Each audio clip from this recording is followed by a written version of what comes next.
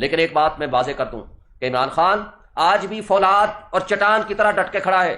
تمام تر اس فاشسٹ ان حکومتوں اور اداروں کی حرکتوں کے باوجود اور ان کے اس طرح کے غیر آئینی اور غیر قانونی اقدامات کے باوجود، اور نہ وہ ملک سے بھاگا، اس کے اوپر قاتلانہ حملے ہوئے، نہ وہ لندن گیا، نہ وہ دبئی گیا، اور نہ انشاءاللہ وہ آئندہ اس طرح حرکت کرے گا، نہ جائے گا۔ عوام آج بھی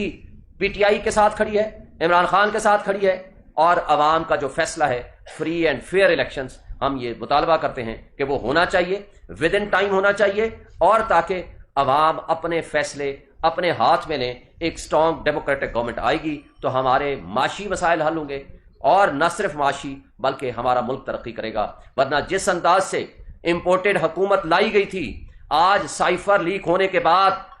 یہ بات ثابت ہو گئی کہ عمران خان نے ایبسلیوٹلی ناٹ کا نعرہ لگا کر اقتدار سے ہٹ کر